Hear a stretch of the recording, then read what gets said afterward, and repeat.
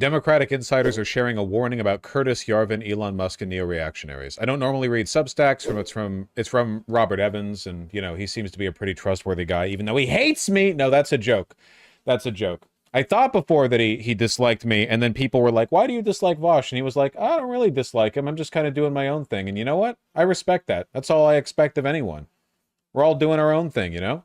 People still care about Curtis Yarvin? Yeah, well, he's kind of like one of the ideological progenitors of what Elon Musk currently represents, you know? A document warning about Curtis Yarvin and the Silicon Valley-led coup attempt has been circulating among think tank experts and DNC employees. A little bit late, huh? The document is titled The Imminent Neoreactionary Threat to the American Public.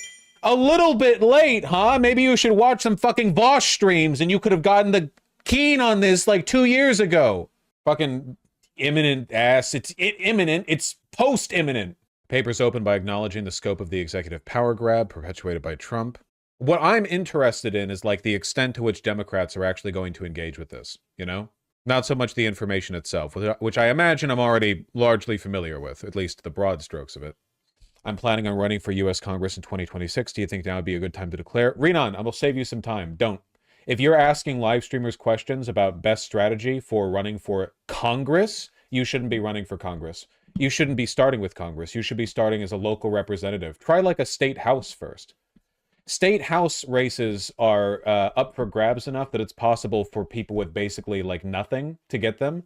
You can't just jump right into Congress. I'll save you the time, okay? Everyone, this is one of the big fucking problems with political organizing right now. Because we're consuming federal news every day, you think federally when you think about changing things. Don't. Think local. Don't think about what you see on your phone. Think about what you see on your streets. Think about what you see when you go outside. Think of those people, your neighbors, the people that you see when you go to your local bar or restaurant, okay? Just because the big news is happening in the phone doesn't mean you have a hand in it. I have more reach than most state-level politicians, and even I'm an infinitesimally small fragment of a droplet in federal power, like, you know, influence-wise. Like, it's a big country. You gotta work at the level you are at.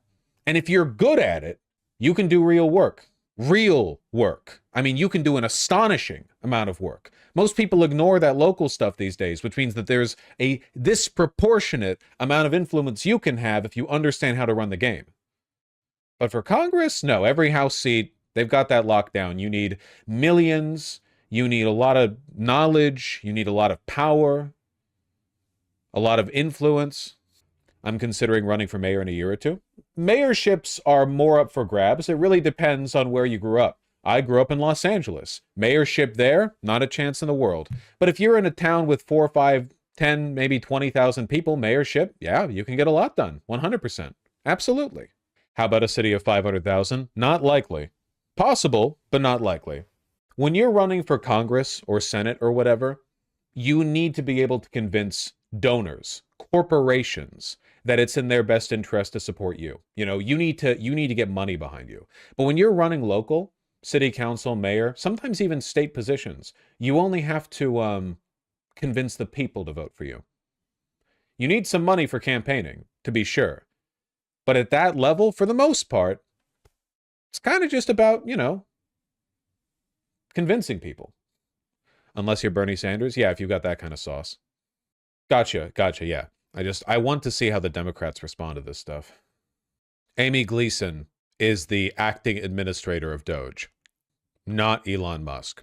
Which makes sense. They probably want all of the, like, legal, formal, you know, the transference of funds, the paperwork to be done by somebody more competent than Elon. Somebody with, you know, less power. Did they just do a Linda Yaccarino on us? They love doing that. Yeah, I'm not saying she actually heads it.